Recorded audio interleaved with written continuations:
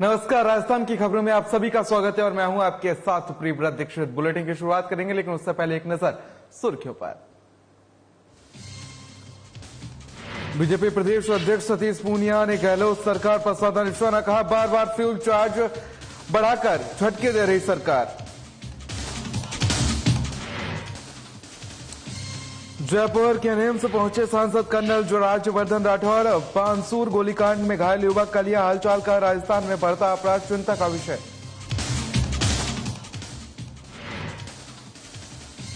जालौर में पानी की मांग को लेकर अड़े किसानों ने अनिश्चितकाल धरना किया शुरू, कृषि बिजली की व्यवस्था की सुधार की मांग।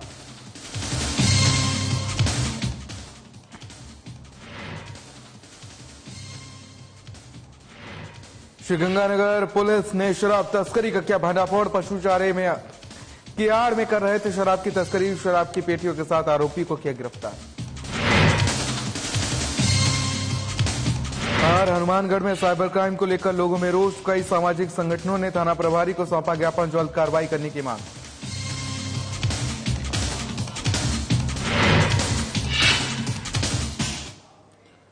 तो चलिए एक बड़ी खबर के साथ आपको बुलेटिन की शुरुआत कर लेते हैं। आपको बता दें कि भीलवाड़ा से खबर है, जहां पर हैप्पी बन्ना के बीजेपी में जाने की चर्चा जो है वो जोरों पर है और कांग्रेस के बागी नेता हैप्पी बन्ना और प्रद्युमन सिंह के बीजेपी में जाने की चर्चा जो है वो जोरों पर है। सोशल मीडिया पर एक पोस्ट वायरल हो रही है और साथ ही आपको बता दें कि मांडल से लड़ चुके हैं विधायक का निर्दलीय चुनाव, कुछ ही अंतर से हारे थे निर्दलीय चुनाव और जिले की राजनीति में खलबली मची हुई है। भीलवाड़ा से खबर है, जहां पर प्रद्युमन सिंह और बन्ना हैप्पी बन्ना का बीजेपी में जाने की जोरों पर चर्चाएं हैं और आपको बता दें कांग्रेस के बागी नेता हैप्पी बन्ना और प्रद्युमन सिंह के बीजेपी में जाने की चर्चा जोरों पर है। सोशल मीडिया पर एक पोस्ट वायरल हो रही है जिसने आपको बता दें कि राजनीतिक हलचल तेज कर दी और आपको बता दें कि मांडल से विधायकी का चुनाव भी लड़ चुके हैं, निर्दलीय चुनाव लड़ा था और कुछ ही अंतर से निर्दलीय चुनाव जो है वो हारे थे।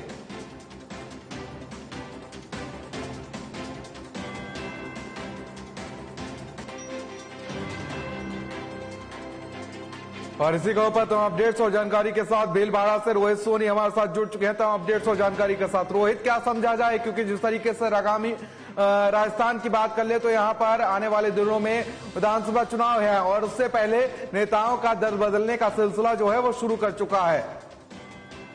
दीक्षित, बताना चाहूंगा कि वास्तव में ये सियासी गलियारों में बहुत बड़ी तेज हलचल है, जहां विधानसभा के पूर्व अध्यक्ष देवेंद्र सिंह के पुत्र और मांडल विधानसभा में चुनावी ताल ठोक चुके प्रद्युमन सिंह उर्फ तो हैप्पी बन्ना ने कांग्रेस का हाथ छोड़कर कमल का थाम लिया। इस खबर से कांग्रेस और भाजपा में चर्चा होना शुरू हो गया है। दोनों ही पार्टी के जिला अध्यक्षों ने इसी तरह जानकारी से इनकार करने के साथ ही अभी इस बात की पुष्टि नहीं हो पाई कि हैप्पी बन्ना ने भाजपा का दामन थामा या नहीं थामा। इस आशय की खबर आज सोशल मीडिया पर वायरल हुई है। लोग हैप्पी बन्ना को भाजपा का दामन थामने पर बधाई दे रहे हैं। भाजपा के पूर्व अध्यक्ष देवेंद्र सिंह के पुत्र हैप्पी बन्ना ने पिछली बार मांडल विधानसभा से निर्दलीय प्रत्याशी के रूप में चुनाव लड़ा था और दूसरे स्थान पर रहे थे। हैप्पी बन्ना की पकड़ मजबूत बताई गई है, लेकिन कांग्रेस प्रत्याशी रामलाल जाट ने हैप्पी बन्ना के साथ ही भाजपा प्रत्याशी पूर्व मंत्री कालूराम गुर्जर और भाजपा के ही बागी उम्मीदवार उदयलाल भटाना को पछाड़ते हुए जीत हासिल की थी।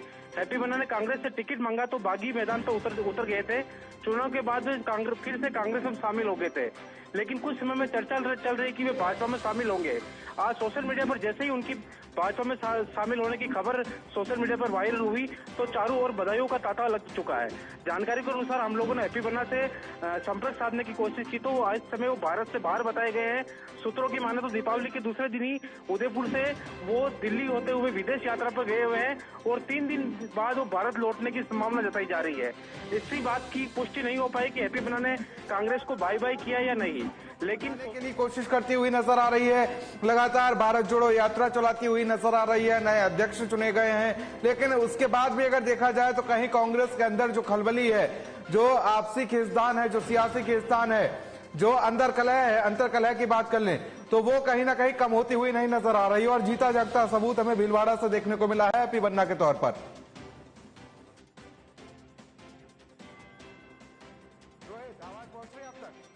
बिल्कुल आवाज मिल रही है।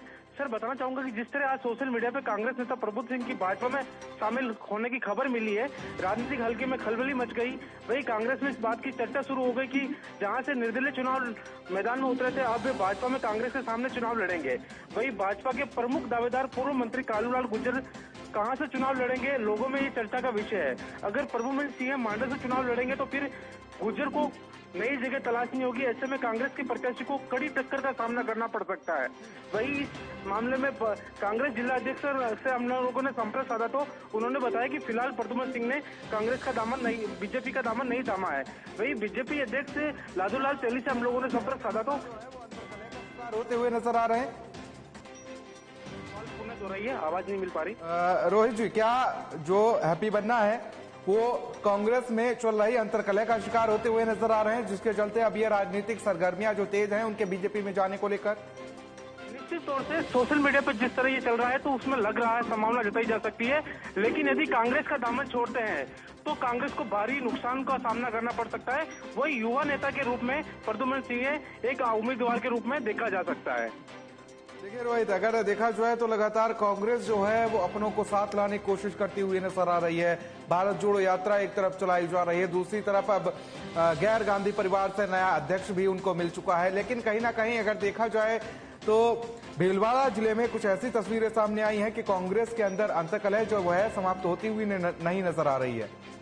बिल्कुल सही है पृथ्वी, बिल्कुल बताना चाहूंगा कि जिस तरह राहुल गांधी भारत जोड़ो यात्रा लगातार कर रहे हैं, लगातार मन मुठावों के दौर यहाँ जारी है, लगातार अपने नेताओं को मैदान में उतारा। लेकिन इस जगह अगर देखना जाए तो प्रद्युमन सिंह की जिस तरह ये युवा नेताओं के रूप में एक पहचान है, अगर इस तरह वो बीजेपी का दामन थामते हैं तो कांग्रेस को भारी नुकसान यहाँ सामने नजर आ रहा है। जी लेकिन रोहित जी देखिए, इस चीज से जरूर अंदाजा लगाया जा सकता है कि हैप्पी बन्ना की हैसियत आखिर क्या है, क्योंकि जब वो निर्दलीय मैदान में उतर जाते हैं और महज कुछ ही अंतर रहता है उनकी जीत में, और साथ ही आपको बता दें कि वो अपनी राजनीतिक विरासत को भी आगे बढ़ाएंगे, तो कहीं ना कहीं यहां पर उनकी राजनीतिक हैसियत का भी अंदाजा लगाया जा सकता है। और अगर वो इस वक्त कांग्रेस को छोड़ते हैं तो कहीं ना कहीं बड़ा झटका जरूर कांग्रेस के लिए हो सकता है।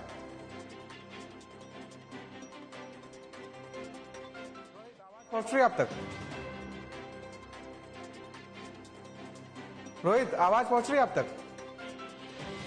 संपर्क नहीं हो पा रहा है, चलिए फिर से जोड़ने की कोशिश करेंगे। लेकिन इसी बीच आपको बता दें कि भीलवाड़ा से खबर है जहां पर हैप्पी बन्ना की बीजेपी में जाने की जोरों पर चर्चा है, और साथ ही कांग्रेस के बागी नेता हैप्पी बन्ना और प्रद्युमन सिंह के बीजेपी में जाने की चर्चा है।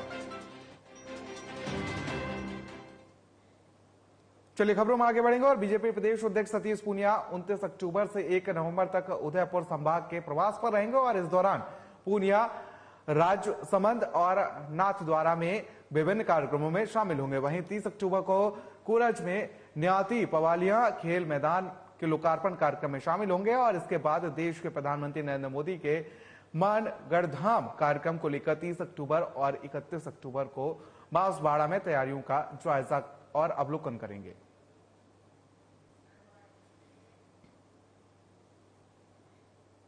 तो है प्रदेश में उमेश मिश्रा को सूबे का नया डीजीपी नियुक्त किया गया है। वरिष्ठ आईपीएस अधिकारी उमेश मिश्रा डीजीपी एमएल लाठर के रिटायरमेंट के बाद से 3 नवंबर को डीजीपी का कार्यभार ग्रहण करेंगे, और इससे पहले उमेश मिश्रा डीजी इंटेलिजेंस का कार्यभार संभाल रहे थे।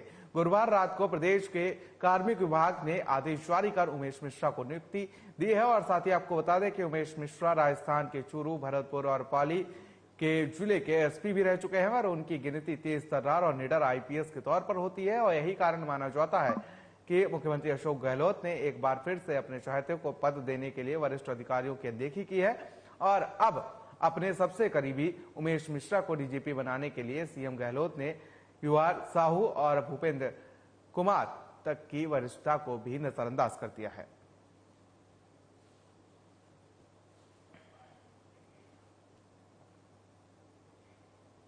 वहीं राजस्थान में 30 आईएएस अफसरों का तबादला कर दिया गया है। गहलोत सरकार ने ब्यूरोक्रेसी में बड़ा बदलाव करते हुए 4 जिलों के कलेक्टर भी बदल दिए हैं, और राज्य के कार्मिक विभाग के अधिकारियों ने आधिकारिक आदेश जारी कर दिए हैं, जबकि बीकानेर और जयपुर के संभागीय आयुक्त का तबादला कर दिया है।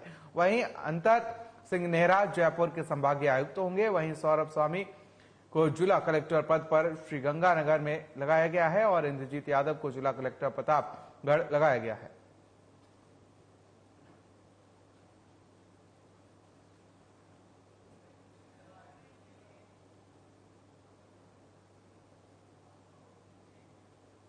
तो वहीं लक्ष्मणगढ़ से खबर है, जहां पर राजस्थान नगरीय आधारभूत विकास परियोजना द्वारा लक्ष्मणगढ़ में आमजन की सुविधा के लिए जल प्राधान्य तंत्र में सुधार और विकास के लिए आधारभूत कार्य करवाए जा रहे हैं। वहीं सुविधाओं के बेहतर उपयोग और रखरखाव, जन सामान्य की सहभागिता सुनिश्चित करने के लिए विभिन्न जन जागरूकता कार्यक्रम भी समय समय पर करवाए जा रहे हैं। और इसी क्रम में आज RUIDP के अधिशासी अभियंता मनोज कुमार मित्तल और कनिष्ठ अभियंता सुरेंद्र गोधरा के निर्देशन में सामुदायिक जागरूकता और जन सहभागिता की अभियान चलाया गया है। वहीं इसी क्रम में CAPP के सहायक सामुदायिक विकास और जेंडर सपोर्ट महेंद्र सिंह राणावत ने नेहरू स्टेडियम में महिलाओं के साथ समूह चर्चा कार्यक्रम का आयोजन किया गया। वहीं इस अवसर पर राणावत ने उपस्थित महिलाओं और आमजन से परियोजना कार्यों के तहत किए जाने वाले कार्यों के बारे में पूरी जानकारी दी है।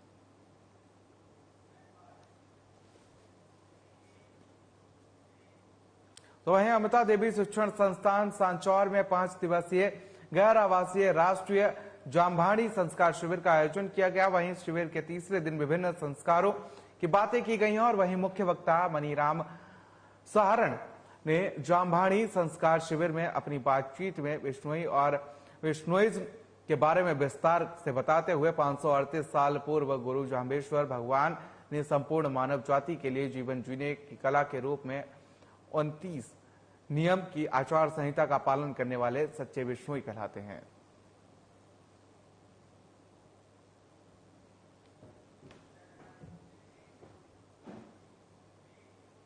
तो वहीं जालौर जिले के किसानों ने जवाई बांध का पानी जवाई नदी में छोड़ने और खेती के लिए 7 घंटे बिजली सप्लाई को लेकर मांग किसानों ने तेज कर दी है। वहीं किसान जालौर कलेक्ट्रेट के सामने किसान संघ के बैनर तले दूसरे दिन अनिश्चितकालीन धरने पर बैठे रहे और इस दौरान सैकड़ों की संख्या में अलग अलग गांव के किसान करीब 150 ट्रैक्टर लेकर जालौर जिला मुख्यालय पहुंचे, जहां उन्होंने जमकर विरोध प्रदर्शन किया है। वहीं लगातार अपनी मांगों को लेकर भारतीय किसान संघ और किसान एकता संघ के बैनर तले किसान प्रदर्शन कर रहे हैं।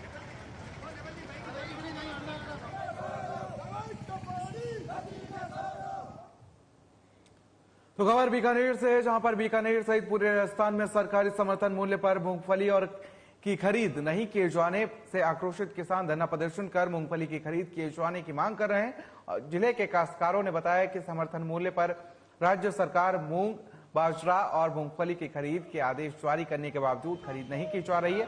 बीकानेर की अनाज मंडी में मूंगफली की बम्पर आवक है। किसान जगह जगह मूंगफली के ढेर लगाकर बैठे हैं, लेकिन सरकारी खरीद नहीं होने से मजबूरीवश मंडी में व्यापारियों को बेचनी पड़ रही है।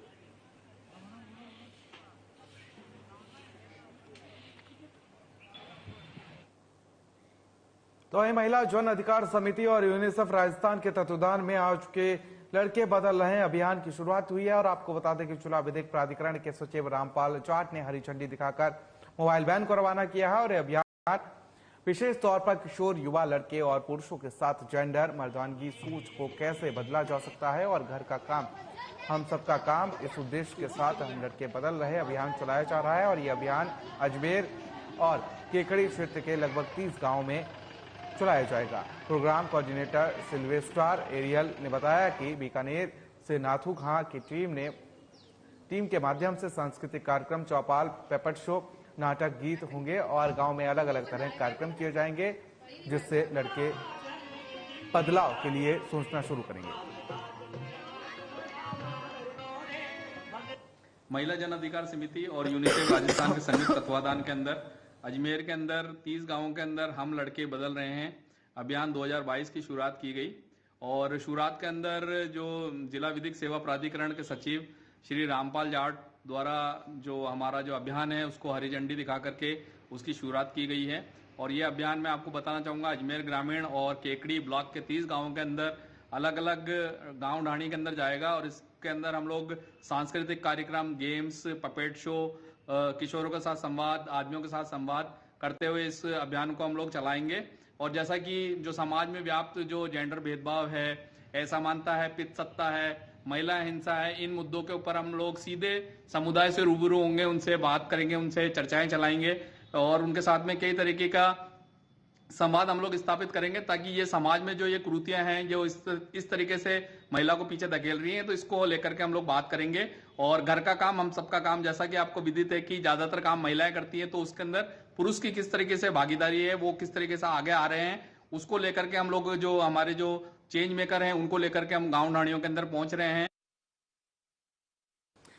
भारतनी, अगर हम बात करें दुनिया के सबसे भूतिया जगह की, तो कुलधरा का नाम सबसे ऊपर आता है। राजस्थान के जैसलमेर से 14 किलोमीटर दूर मौजूद कुलधरा गांव है, जो पिछले 200 सालों से वीरान पड़ा हुआ है। यह भूतिया जगहों में आता है और ऐसा माना जाता है कि इस गांव को साल 1300 में पालीवाल ब्राह्मण समाज ने सरस्वती नदी के किनारे बसाया था।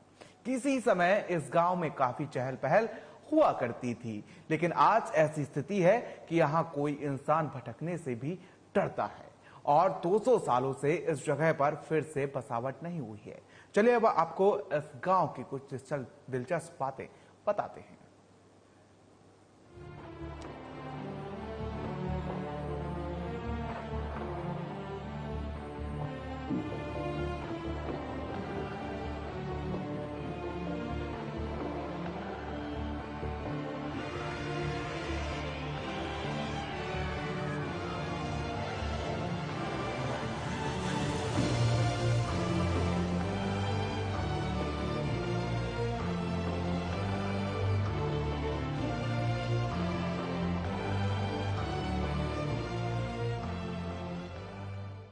भूत, आत्मा, विसाज, ये वो हैं जिन पर कुछ तो भरोसा करते हैं, लेकिन कुछ ऐसी शक्तियों पर विश्वास करने से सीधा मना कर देते हैं। ऐसे में भारत की कई जगहों को लेकर नकारात्मक शक्तियों के होने के दावे भी किए जाते हैं, जिनमें ज्यादा नाम भानगढ़ का प्रचलित है, लेकिन कुलधरा गांव भी कई रहस्य को दबाए बैठा है।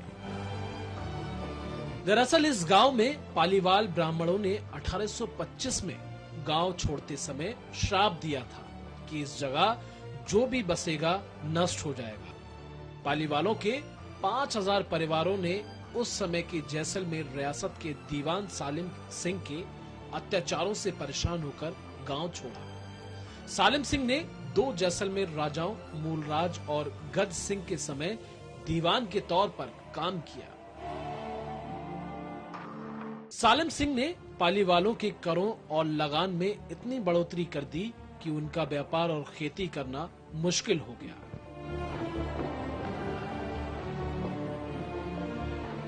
बता दें कि कर्नल जेम्स टॉड ने अपनी किताब इनल्ड एंड एक्टिविटीज ऑफ राजस्थान में लिखा है कि सालिम सिंह के अत्याचारों की वजह से ये पैसे बाला समाज लगभग स्वनिर्वासन में है और बैंकर्स अपनी मेहनत के मुनाफे के साथ घर लौटने को डरते हैं। टॉड ब्रिटिश साम्राज्य चाहते थे वो सालिम सिंह के कुशासन की वजह से जैसलमेर रियासत से अपनी संधि तोड़े, लेकिन 1818 की संधि सुनिश्चित करनी थी कि ब्रिटिश सेना जैसलमेर को बाहरी आक्रमणों से सुरक्षित रखेगी। टॉड ये भी लिखते हैं कि सालिम सिंह ने साजिश के तहत पालीवालों की संपत्ति को कम किया।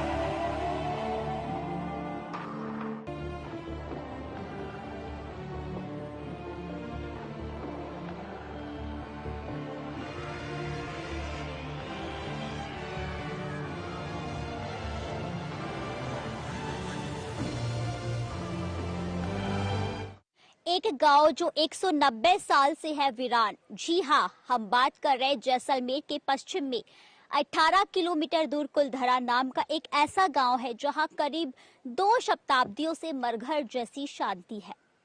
रात की बात तो दूर, दिन में भी कोई अकेला इंसान खंडहर बन चुके घरों में घुसने से डरता है।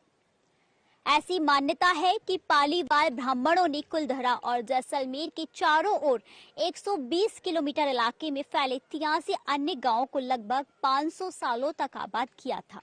टॉड कहते हैं कि गज सिंह के पहले 2 साल के शासन यानी 1820 और 21 में ही 14 लाख रुपए की संपत्ति अर्जित की गई। वहीं पालीवाल ब्राह्मण उस समय की सिंध रियासत जो अब पाकिस्तान में है और दूसरे देशों से पुराने सिल्क रूट से अनाज, अफीम, नील, हाथी दांत के बने आभूषणों और सूखे मेवों का ऊंट से कारवा का व्यापार करते थे। इसके अलावा वो कुशल किसान और पशुपालक थे।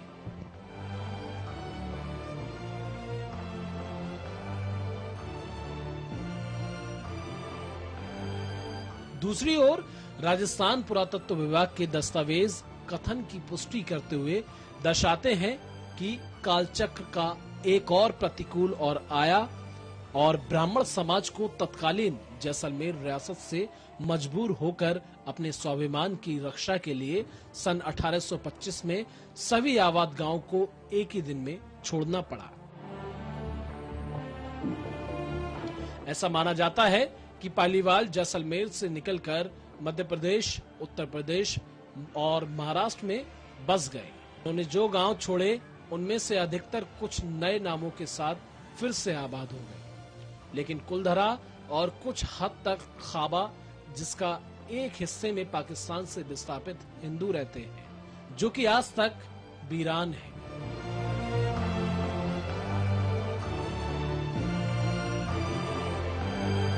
बता दें कि 2 दशक पहले राजस्थान सरकार ने उस समय कुलधरा और खाबा को अपने अधिकार में ले लिया, जब 3 विदेशी पर्यटक कुलधरा में गुप्त खजानों की खोज करते हुए पकड़े गए। वहीं भारतीय पुरातत्व विभाग ने दोनों स्थानों को संरक्षित स्मारक घोषित किया है। एक गैर सरकारी संस्थान जैसलमेर विकास समिति, जिसके अध्यक्ष जैसलमेर के जिला अधिकारी हैं, कुलधरा और खाबा की देखरेख राजस्थान पुरातत्व विभाग के साथ मिलकर करती है। कुलधरा में 600 से अधिक घरों के अवशेष, एक मंदिर, 1 दर्जन कुएं, 1 बावली, 4 तालाब और आधा दर्जन छतरियां हैं। घरों के अंदर हिस्सों में पालीवालों ने तहखाने बनाए थे, जहां संभवतः वो अपने आभूषण, नकदी और अन्य कीमती सामान रखते होंगे। बता दें कि पैरानॉर्मल सोसाइटी ऑफ इंडिया के गौरव तिवारी, जो 17 से ज्यादा बार कुलधरा और खाबा जा चुके हैं, बता दें कि उन्होंने वहां अपने इलेक्ट्रॉनिक गैजेट्स पर आत्माओं की उपस्थिति दर्ज की है। लेकिन जैसलमेर विकास समिति के द्वारपाल पद्मराम इसका खंडन करते हैं। जल्दी से कांड की बताया कि पूरे समय में लड़ाई लगी थी, बम गिरा, देखो कि लोग मर गए, भाग गए, रुपया शो हो गया। हमारी ऐसी कहानी नहीं, हम टीका शुद्ध कथा सुनाएंगे जी। समथिंग आप जो आपकी आत्मा से कदा कहानी सुनी चाहो। कहाँ से पधारे आप? इसकी कथा, इसकी कहानी बहुत पुराने समय से जी, जो आप पधारे, इस गांव का नाम कुलधरा है।